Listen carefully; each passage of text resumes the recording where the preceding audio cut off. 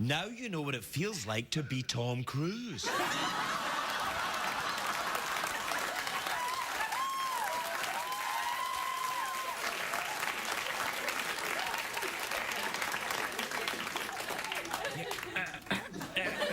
Come on, up you get. There you are. Whatever, there. What happens is I came out to meet the ladies and gentlemen of the studio audience, hobos on community service, and the camera was very low down, and I said to Sandy, who operates the camera, I said, Sandy, were you expecting someone else? I thought perhaps my midget co-host had been arranged. And actually, he has. Say hello to my midget co-host, everyone.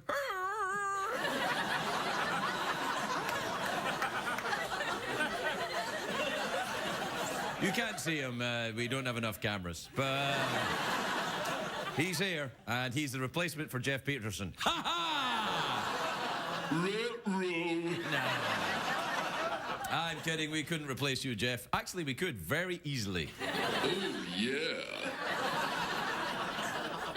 He really is doing that weird. You're doing that weird thing with your hand. What are you doing?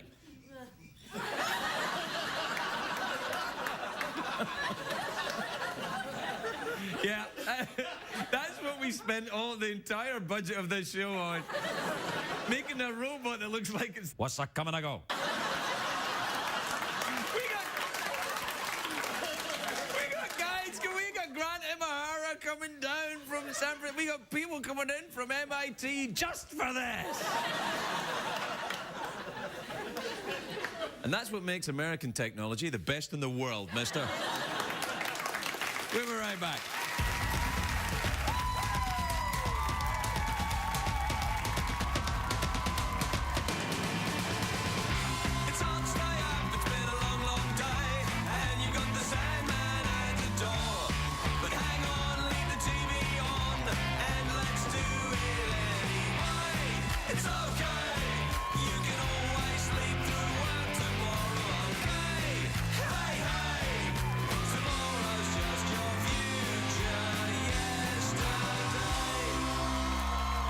Ladies and gentlemen, Ferguson.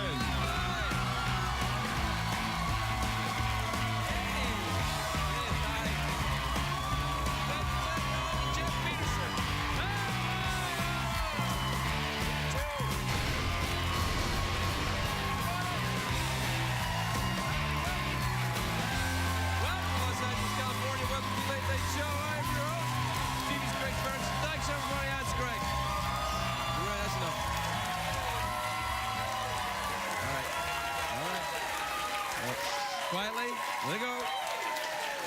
That's fine, everybody. Calm down. It's starting to sound a little bit sarcastic, if you don't mind me saying so. All right, yeah, we're so excited.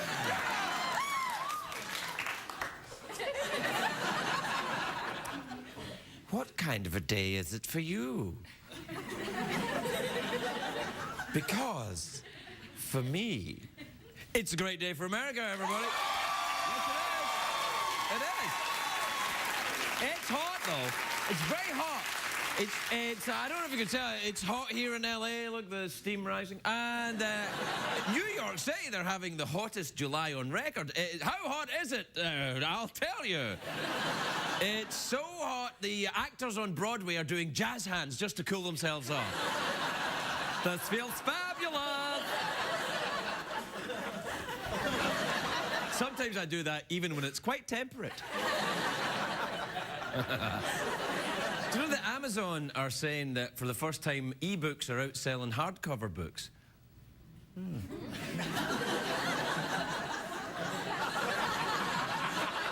I got nothing. If this keeps up, the only people left holding actual pages in their laps will be congressmen. That's a late night joke, isn't it? What? What did you say? Oh, yeah. Do that again with your hand. Oh, yeah. That robot's a pervert. Pull my finger. No! No! Not again. in Mexico, police arrested a man trying to smuggle 18 monkeys in his pants. They became suspicious when the man started shouting, "Hey, that's not a banana!" "Do you have anything to declare?" No! 18 monkeys in your pants? That isn't a crime. That's a damn good Saturday night out. Lady monkeys, of course. I'm not weird. Now, it is a great day for America, of course, and a great day for our criminal justice system. We finally sent that dangerous scallywag Lindsay Lohan to jail there. That's right. That's right, our nation is safe again. We've got nothing to worry about now, except the global warming, the BP oil, and the Mel Gibsons. We got nothing to worry about. Lindsay started a 90-day jail sentence today. Now, I'm not a legal expert, but that doesn't matter because I'm a guy on TV, so I can just talk crap about whatever I want. I'm asking you this. I know that you're pleased that she's gone to jail. I can tell by your cheering, but is it... Is it really necessary? Really? Is it? I mean, really? I mean, maybe a mental hospital? Maybe? I'm not kidding. A lot of people take great delight in the fact that a 24-year-old woman's going to the pokey, but I don't get that. By the way, pokey's not a double entendre. It's just another word for jail. It's like the big house or the clink or the box. All right, that's a double entendre, but Penny for my thoughts. not right now. Anyway, now, Lindsay has obviously got a substance abuse problem, and when you have a substance abuse problem, it's going to lead to something bad, like jail. Or, of all the outcomes that are possible with the problem that she's got, jail's actually pretty good. It could be worse. You could end up hosting a show on CBS in the middle of the night. No. I'm kidding. If I hadn't stopped drinking, I'd be in a much worse place than CBS. I'd be dead. Or on cable.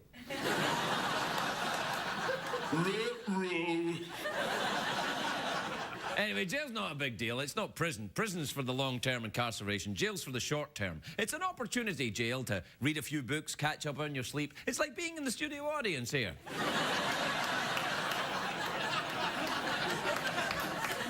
Most of these people are on community service.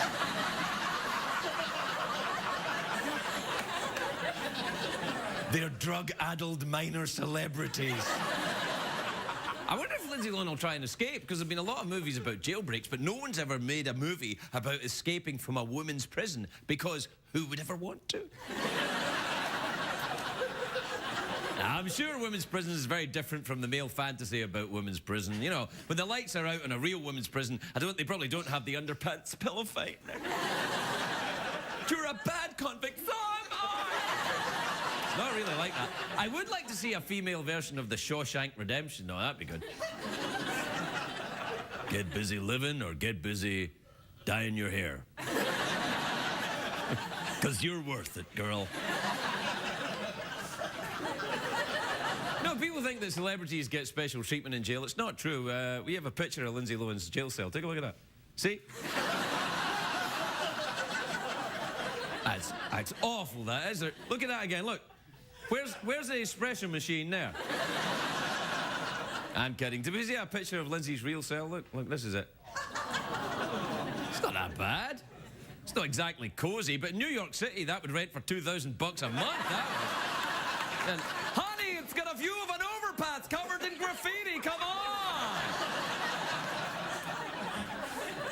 Now, Lindsay Lohan is not getting special treatment in the jail, but apparently she's being sequestered from the rest of the jail inmates. I think what we should do is sequester all celebrities into their own prison. We should reopen Alcatraz and use it to house only celebrity prisoners. It would be fantastic. It would be like some sort of pop culture zoo. We could go there in a little boat called Schadenfreude all the way across.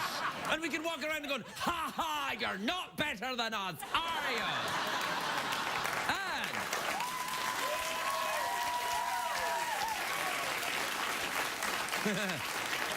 And all the prisoners would be trying to carve bars of soap into cell phones, and they'd be trying to turn apple juice into homemade prison Botox.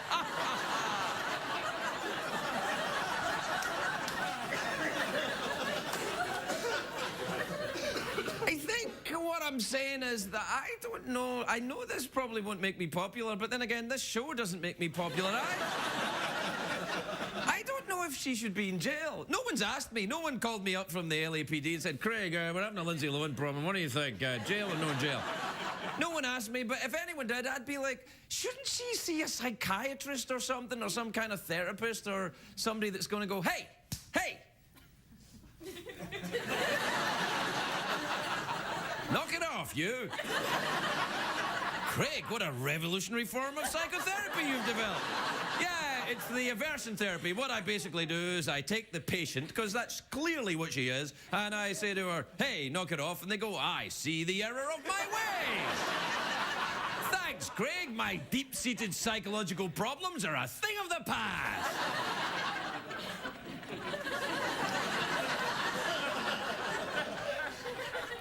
What I'm saying is it's complicated. They made a movie about that. That wasn't a complicated movie. That was a movie. We'll be right back, everybody.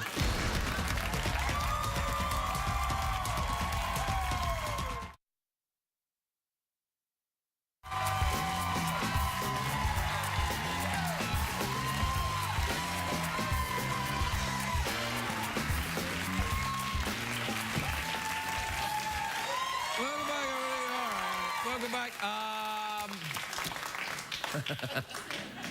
Jeffrey Peterson, what time is it? Let's enjoy some tweet mails. Nice idea, you thin, sexy bastard. Play the jingle. Euro crashes and Euro litter. Get on the dance floor and shake your Twitter.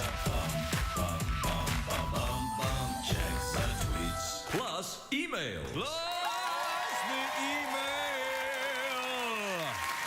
Coming on down the track.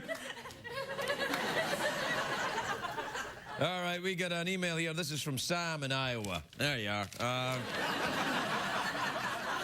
Sam says, Dear Craig, I have a really bad sunburn and I look like a bottle of ketchup. Do you have any home remedies for the sunburn? Yeah, what you want to do is you get, I know it sounds disgusting, but you get cat poo.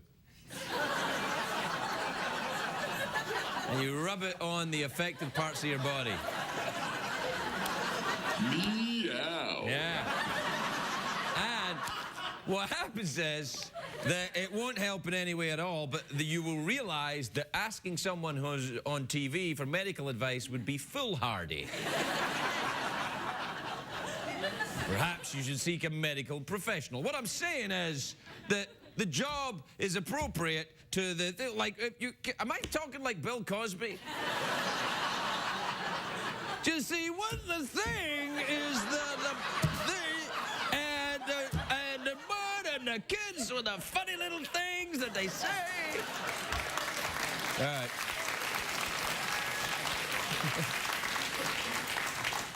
You're just clapping to shut me up. It's terrible. Do something else. All right, this is from Tony in Orlando. Tony, Orlando! If you're under the age of 100, Tony Orlando Tony Orlando still plays in Branson, Missouri, doesn't he? Save your kisses for me. Was that him? No, that was someone completely different. Tie a yellow ribbon, tie a yellow ribbon round the dee-dee-dee-dee-dee. The kids and the yellow ribbon tie. All right, no, don't. Tony in Orlando, Florida says, Craig, how many failures does it take to finally succeed at what you want? Well, that depends. And I mean, really, in baseball, you get what, three shots at glory? In television, keep going as long as you like. I come out here and fail every night. It's kind of our thing. All right, that's enough emails. Let's get a Twitter. Oh, here's one from Kim in Albuquerque in New Mexico. That's her there. She's a very stately woman. Oh, she says, speaking of wisdom, I wasn't, but speaking of wisdom, who's the wisest person you've ever known or met? Why, that would be Santa Claus.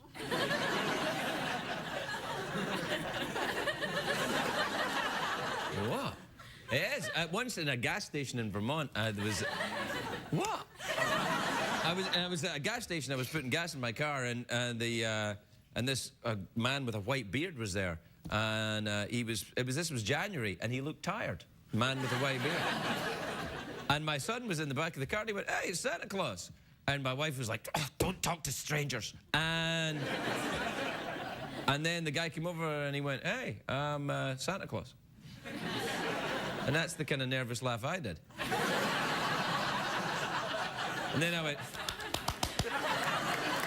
but I think it might have been Santa Claus. And I know you think, oh, Craig, come on, that's... and I'm like, you know what? There was a court case. Miracle on 34th Street. Legally, Santa Claus exists. I saw that movie, and they made that movie, you know why? Because it's real. And if you don't think Santa Claus exists, ay caramba!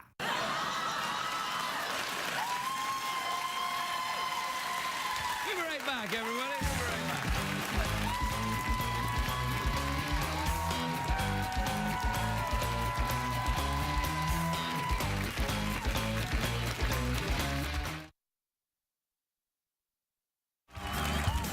My first guest tonight is a big star. She's in the movie The Dry Land, which is in theaters July the 30th. Please welcome the adorable, the sexy, my friend America Ferrera, everybody.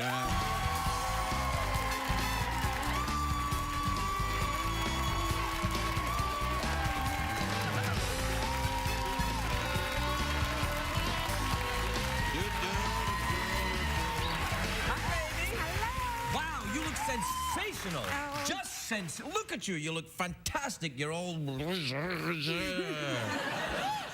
You look amazing. Oh, thank you. I'm feeling very... How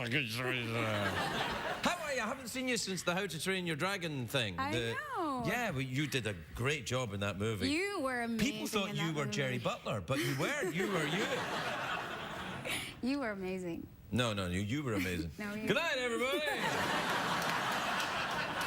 That's the kind of the conversations that would go on in celebrity jail. You were amazing. How are you? You all right? I'm good. I'm busy running Busy? What are you around. doing? Yeah. Well, just traveling. We've been everywhere. I went to Iraq in June. Wow, really? That's Yeah. an interesting holiday choice. It's Were you on a USO tour? I was. Good for you. You do USO. Yes, I do. Yeah. I love the USO. I mean, the troops keep saying, please send us someone entertaining. I'm like, no. You have to know what's going on at home, and here I am. Mediocrity is still there in America waiting for you when you come back.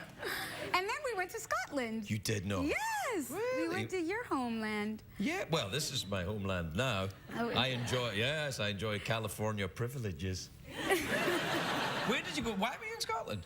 Because for the Edinburgh Film Festival. Oh, you took your movie With there. The Dryland. And we won the Best International Feature Award at Edinburgh. Congratulations, that is a very prestigious award. And the Edinburgh Film Festival, to be fair, is a very big deal. That's It's like... a big deal. That's, It was awesome. Yeah. It was really cool. Did And you travel around and see any medieval torture sites? We got to go to the castle. Edinburgh Castle. Many people were tortured to death there. Oh, we went down in the like the caves. Yeah, well, yes. Where And the basement. What do they call them? Dungeons. Dungeons, yes. Right, or because Take him to the basement. Do you mean the dungeon, sire? Yes, the dungeon. Take him to the dungeon. Because the basement's where we've got the foosball table. Yes, all right, take him to the dungeon then. Well, because the city was built on top. I'm just gonna ignore that. No, I know, you're right. Because the city was like built on top of itself 100 times, right? Yeah, So they would. sorry, go on. So yeah. no, it's not that interesting, I guess. No, it is. It's anyway, there were ghosts down there and all that. Did you sort of see a stuff. ghost? No, we didn't get to see a ghost. They said that like psychics go there a lot from around the world to feel the spirits, Right. and that this one woman from Japan sensed a 5-year-old girl's spirit who was still there and upset because she had lost her bear. And so then people from all around the world send her stuffed teddy bears. And so you walk into this really dark dungeon room and there's just a mound of stuffed teddy bears. It's like the creepy, it's very creepy. That's actually the very reason I left. I was like, please don't make me back to the teddy bear room. I don't want to go to the... Can I go to America instead? Fine, go to America. No, I like Edinburgh. It's a very very lovely town. We loved it, and they were amazing to us, and then we won, which was exciting. That's fantastic. Yeah. And did they give you a big award, like a plate? Or They gave us, like a certificate. Yeah, a certificate's a big deal. Is it a certificate for, Macy's or something like that? Or?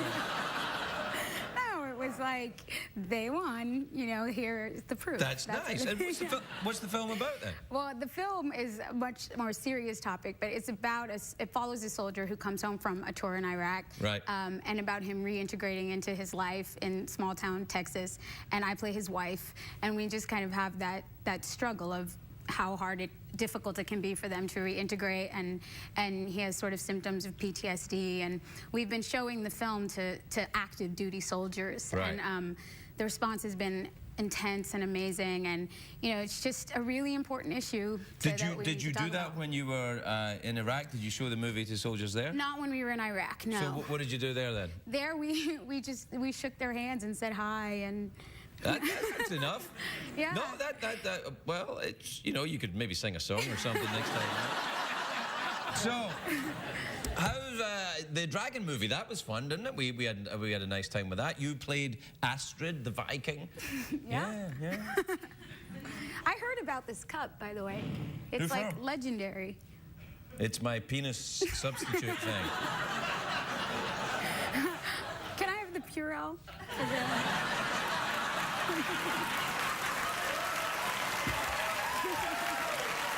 Go on then. I'll take a little bit of that. Thank you.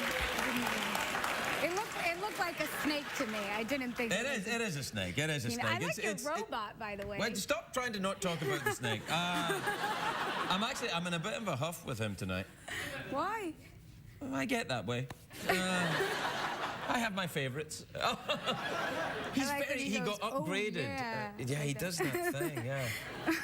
He's doing it again. Oh, yeah. It's like... Yeah, stop it. It's kind of That like is when really your dog dirty. does something disgusting. It's like that. Yeah, knock it off. Knock it off, I'll take you to the vet. Do you have a dog? Yes! Does it do anything disgusting like that? Yeah. Well, not that. I know dogs are like, why do we not have opposable thumbs? What does your dog do? What kind of a dog is What does he it? do? He's a dog. Yeah. Does he work at all? Or? No, he's a golden retriever. He retrieves them. Well, sometimes, Right. yeah. But, not anything useful. Like, he'll, eat things he's not supposed to eat, but he's a good boy. Yeah, does he do disgusting stuff when you have people around? Yeah, he tries to hump a lot of people. That's like that robot, right? Yeah, exactly like that. That's what Buddy sounds. Yeah, that's it. Buddy's the name of your dog? Yeah. Oh, that's nice. It's Yeah. not very original, but... No, it's not. But that's all right. It's a good kind of solid. You got a dog called Buddy. He's a golden retriever, and Exactly. everything's fine then. Very American. Yeah, it is. So What's up? we're out of time, actually. We Why are? is that funny to you? That's not funny. They think their time is up, and they're now free from their.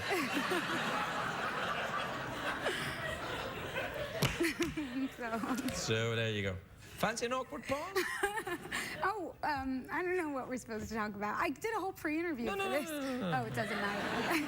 No, we can do an awkward pause. Okay. Yeah, we can do that. Yeah.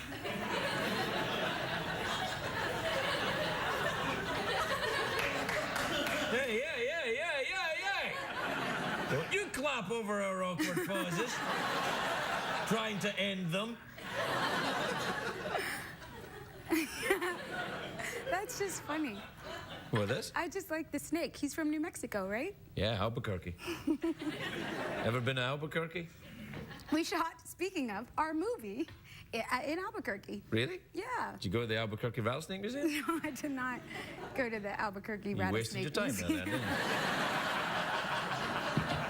'Cause you could have got one of these babies. Oh, yeah. I will next time. Yeah, I know. Well, you kind of made that mug really gross to me. And now, Because I said the penis thing was only a joke. now that's all I see when I look at the rattlesnake.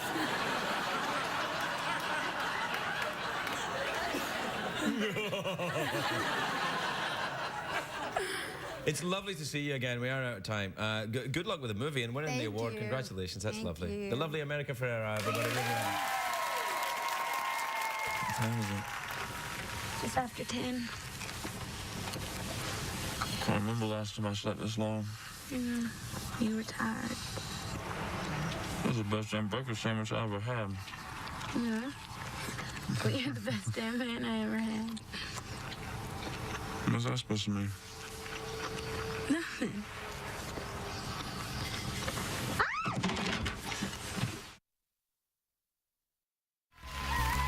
Welcome back, everybody. Welcome back to the show. Welcome back. Welcome back, everybody. My next guest is a biologist. Ooh, Craig, science? You bet. He's the host of Monsters Inside Me. Grow up! It's a new series. It's about parasites. It's on Wednesdays on the Animal Planet. Take a look at this. I'm feeling gassy. I'm used to feeling gassy, but this gas was rumbling just a little more. I feel something slapping against my thigh. And I stopped. I reached underneath and felt something hanging. As I'm pulling on it, I pushed my pajamas down further.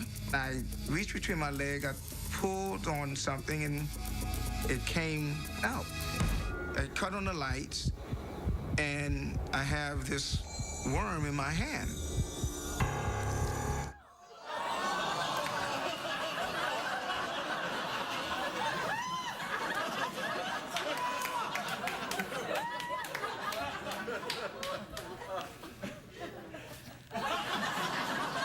Dan Riskin, everybody. Dan Riskin.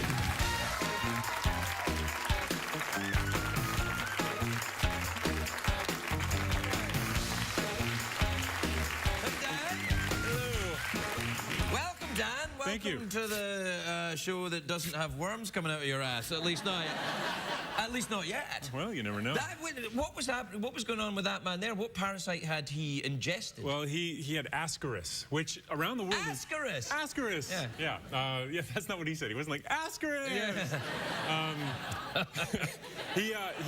He picked it up. He was in Iraq. He was in the military. And Right. when he was in Iraq, he was...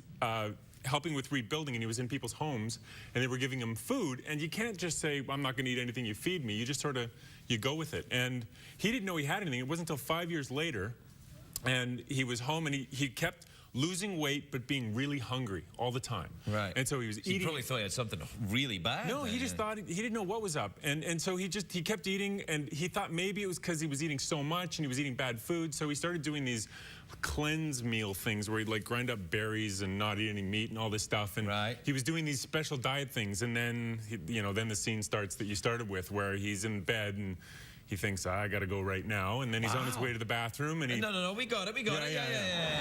And then you get this part? we You got saw that it? part, yeah, But we it's got like it. this. Yeah. It's like that. Really, that? Yeah. And they're big. Well, that's big enough, certainly. Well. Is it? Yeah, yes, it is.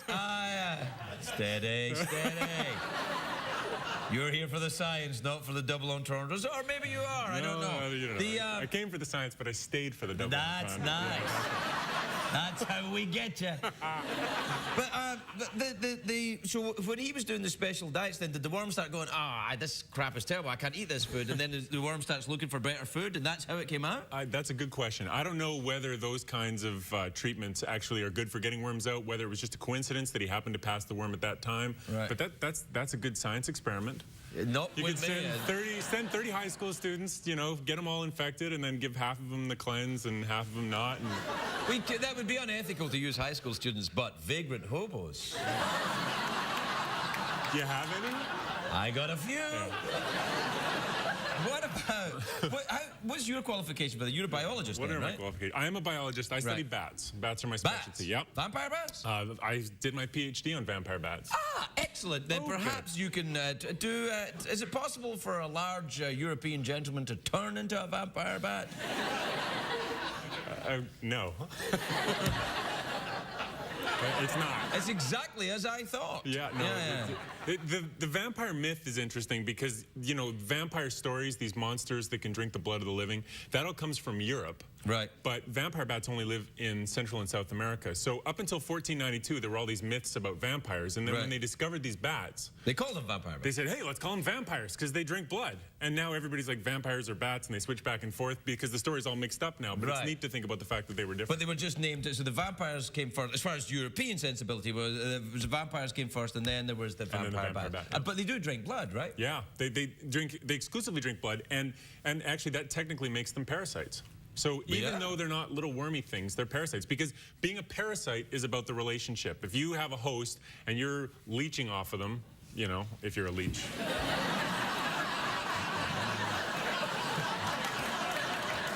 All right.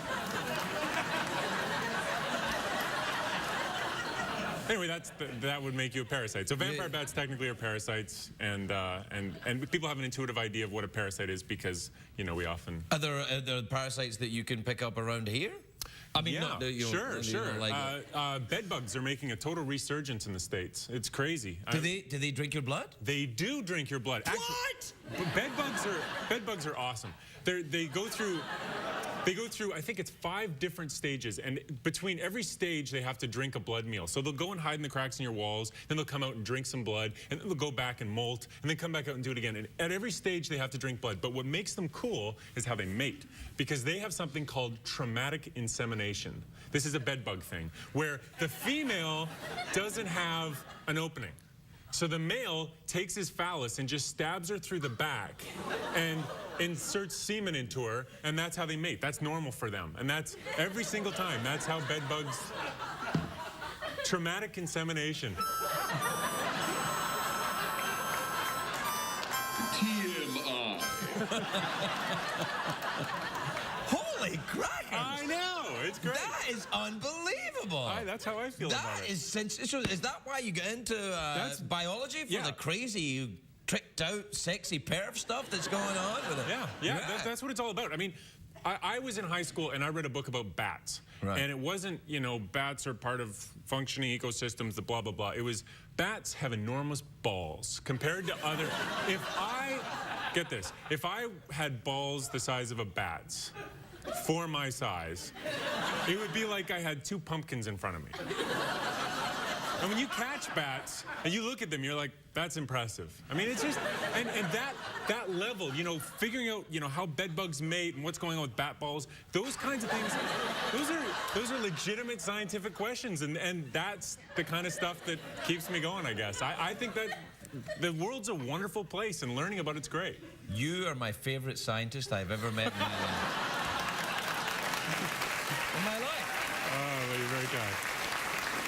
Finally, some honest-to-goodness science. That is science. What is the worst parasite affecting people today? Is it bed bugs then? Is that the worst well, one? bed bugs are very common in the States. Around the world, malaria is the worst parasite. Well, it's terrible. It is, and it kills millions of people every year. It's like the population of Chicago dies every year around the world. Yeah.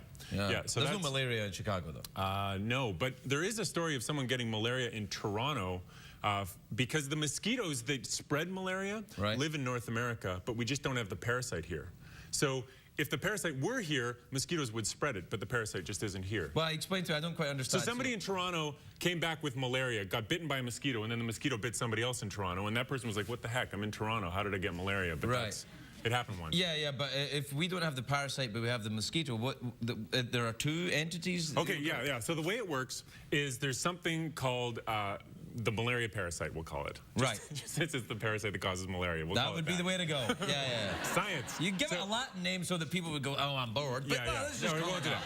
So this parasite lives in your blood, and it gives you malaria. And then a mosquito comes and feeds on you, and it goes into the mosquito, and it lives in the mosquito and gets into the salivary glands of the mosquito. And then when the mosquito bites someone else, it gives them malaria, and that's how it spreads. So if you don't want to get malaria, all you have to do is avoid mosquitoes. That's the only way you can get malaria. It's very difficult to avoid mosquitoes, and certainly in Toronto at certain times of the year. Toronto is overrun by giant mosquitoes. Are you Canadian? I am Canadian. I see. Yes, yeah, no doubt about it.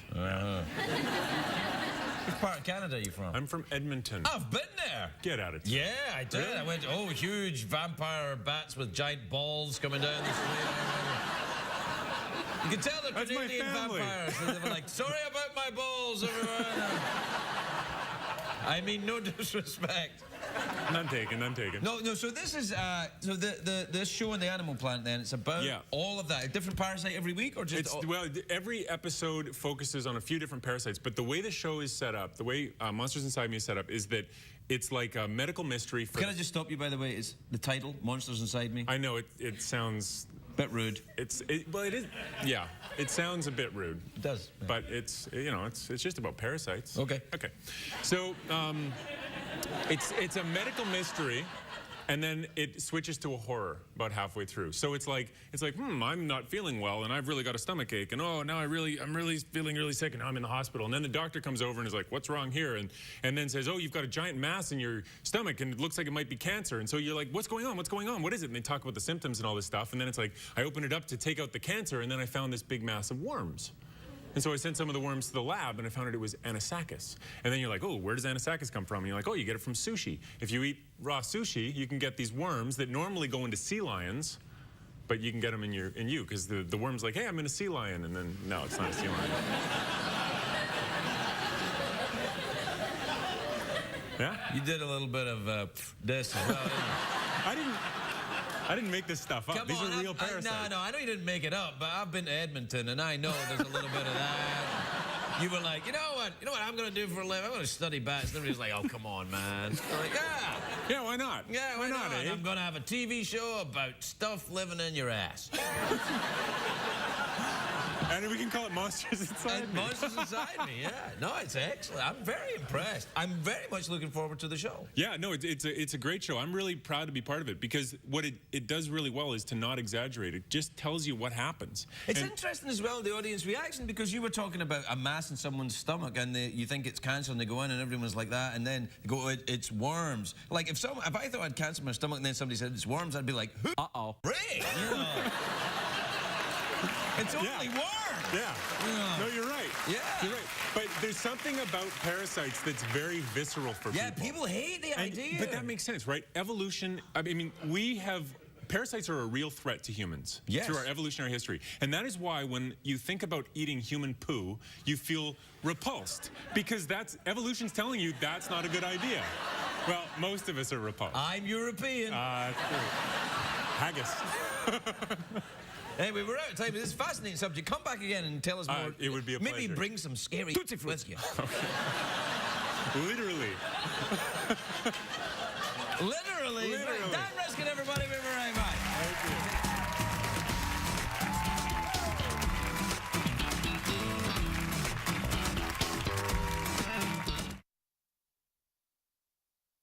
If you're watching Craig at home, you're missing half the fun. Consider this your formal invitation to laugh live in our studio audience at a taping of The Late Late Show with Craig Ferguson. Please give us a call at 323-570-0059 or visit our website at oneiota.com. What did we learn on the show tonight, Craig?